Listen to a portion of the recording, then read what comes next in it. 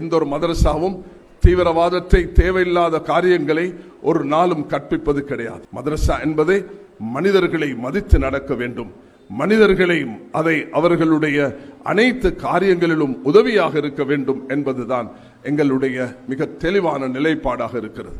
ஒவ்வொரு சந்தர்ப்பத்திலும் அது சுனாமியாக இருக்கலாம், தித்வாவாக இருக்கலாம், எந்த ஒரு சந்தர்ப்பத்திலும் நாங்கள் மனிதாபிமான உதவியை ஒரு நாளும் இல்லாமல் இருந்தது கிடையாது. ஒவ்வொரு மஸ்ஜிதும் மனிதர்களுக்கு உதவி செய்ய வேண்டும், ஒவ்வொரு மதரசாவும் மனிதர்களுக்கு உதவி செய்ய வேண்டும் என்பதுதான் எங்களுடைய மிக தெளிவான தூதாக இருக்கிறது. அந்த அடிப்படையில் மதரசாக்கள் கற்பிக்கப்படக்கூடிய ஈமானிய உணர்வுகள், வணக்க வழிபாடுகள், இல்லற வாழ்க்கை சம்பந்தப்பட்டவைகள், அதே நேரத்தில் மதரசால உருவாக்கப்படக்கூடிய நல்ல அன்பும் பண்பும் இஸ்லாம் மிக தெளிவாக இருக்கிறது. யாரையும் பலவந்தப்படுத்தி இந்த மார்க்கத்தில் எடுப்பது என்பது கிடையாது. பிற மதங்களை நிந்திக்கும் வார்த்தைகளை நாம் பாவிப்பதும் கிடையாது. அதே நேரத்தில் உங்களுடைய மார்க்கம் உங்களுக்கு, எங்களுடைய மார்க்கம் எமக்குன்ற ஒரு கண்ணியமான, ஒரு மரியாதையான வார்த்தையை இஸ்லாம், தீன், குர்ஆன் நமக்கு கற்று தந்திருக்கிறது. ரசூல் ஸல்லல்லாஹு அலைஹி வஸல்லம் அவர்கள் மதீனாவுடைய சாசனத்தை உருவாக்கினார்கள். எல்லோரும் நல்ல முறையில் வாழ வேண்டும் என்பதை ரசூல் ஸல்லல்லாஹு அலைஹி வஸல்லம் போதித்தார்கள். நபி அவர்கள் அந்நியர்களுடன் எப்படி நடந்து கொண்டார்கள் என்பதை எங்களோட வரலாறுகள் மிக தெளிவாக இருக்கிறது. கண்ணியமானவர்களே, குரோதம் காட்டக்கூடியவர்களுடன் எப்படி அன்பை காட்டி நபி அவர்கள் வென்றெடுத்தார்கள். மக்காவை கைப்பற்றிய 8ஆம் ஹிஜ்ரிக்கு பிறகு 2 வருஷத்துக்குள்ள 1,14,000 சஹாபாக்களுடைய எண்ணிக்கை அக்லாக்கை கொண்டு, பண்பை கொண்டு, விட்டு கொடுப்பை கொண்டு, மன்னிப்பை கொண்டுதான் அது வளர்ந்ததே தவிர சண்டையாலும் யுத்தத்தாலும் அல்ல. யுத்தத்துடைய உலக வரலாறுகளை படித்து பார்க்கும் பொழுது, if you read the first world war, second world war and the jihad of our Rasulullah sallallahu alaihi wasallam, the entire jihad in 10 years, 1,300 demised among the enemies and the Muslims.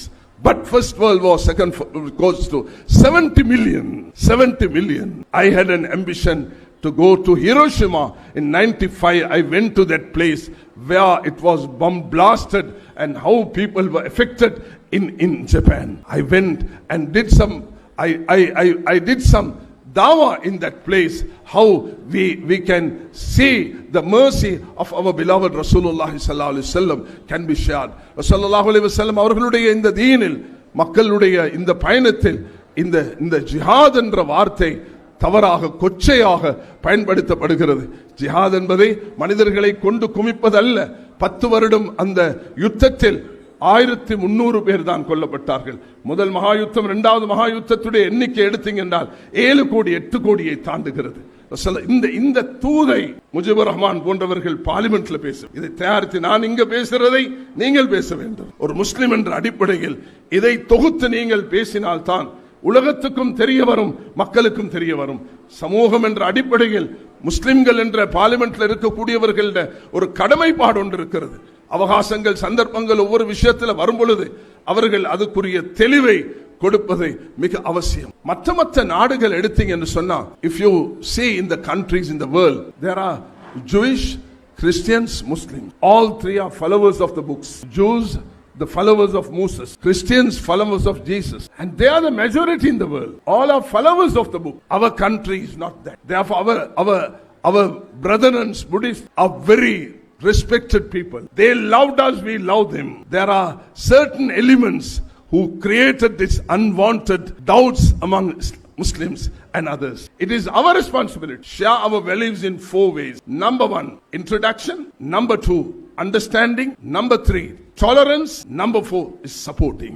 Support on humanitarian. From tsunami up to now, billions of billions, not millions, billions of billion money was spent to the public without any differences by masjids of our country. In Ditwa, it has been shown only this Tabligh Jamaat have taken out 18,000 followers in the field. 18,000. 3 days, 7 days, 10 days. They have gone to the effect. All the Tariqa Nabawiyya and Jamaat Islam and Salafi and all have supported this country. We never waited the government to come. No, we will go for this.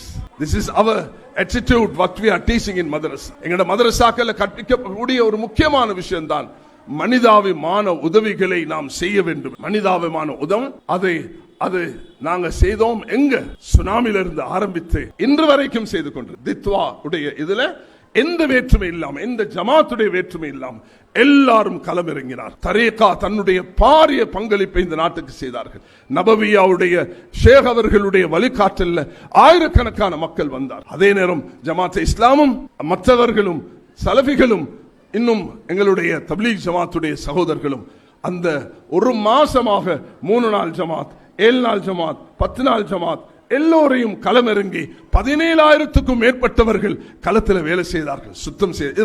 மக்கள் அறிந்த உண்மை, ஒன்று மறைப்பதற்கு கிடையாது. அதனால இந்த உணர்வுகளை we must respect the sentiments of others, we must respect the other religion, we mustn't play two-faced game, we must be very clear, honest.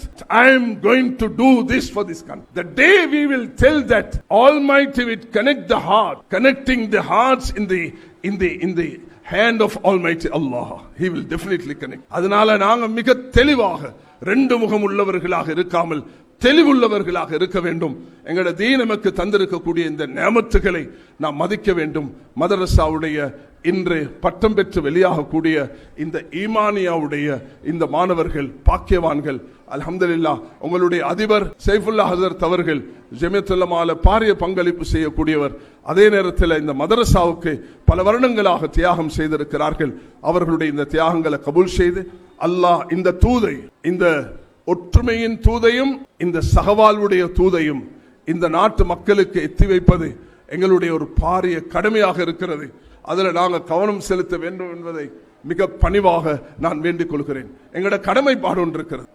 இந்த தூதை அழகாக நாம் முன்வைக்க வேண்டும். இந்த தூதை நாம் மிக நிம்மதியாக ஒவ்வொருவருக்கும் போகும் விதத்தில் இதை நாங்கள் எத்தி வைக்க வேண்டும். இஸ்லாம் நமக்கு தந்திருக்கக்கூடிய இந்த உணர்வுகளை நாங்கள் எப்பொழுதும் இதை எத்தி வைக்க வேண்டும். இந்த நாட்டில் எங்களுக்கு அல்லாஹ் பல நியமத்துகளை தந்திருக்கிறான். அந்த நியமத்துகளை மதிச்சு ஒருவருக்கு ஒரு ஒற்றுமையாக இருந்து நல்ல பண்புகளை, நல்ல பண்பாடுகளை நாங்கள் பரப்பி இந்த பகுதியில் வாழ்ந்த ஒரு பெரிய ஒரு மனிதர் தான் அல்லாமா அப்துல் சமத் ஆலிம் ரஹ்மத்துல்லாஹி அலைஹி.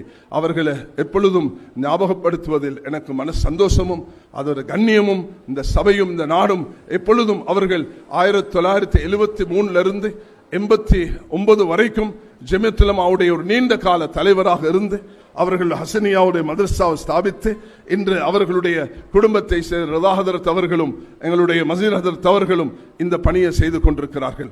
இதுக்கு அவர்களுக்கு அல்லாஹ் தஆலா ஜன்னத்துல் ஃபிர்தௌஸை நசீபாக்குவானாக. உயர்ந்து அதே போலதான் இந்த நாட்டுக்கு சேவை செய்த அஜ்வத் ஆலிம் அவர்கள் பாஜா இப்ராஹிமியாலிருந்து இந்த சேவையை இந்த நாட்டுக்கு இது போன்ற மூத்த உலமாக்கள் எங்களோட இருந்த ரியால் ஹசரத், முபாரக் ஹசரத், இந்த பகுதிகளில் வாழ்ந்த ஏராளமான உலமாக்கள் அவர்கள் இந்த சேவைகளை சிறப்பாக செய்து இந்த நாட்டை கட்டி எழுப்புறதுக்கு பல பணிகளில் ஈடுபட்டிருக்கிறார்கள்.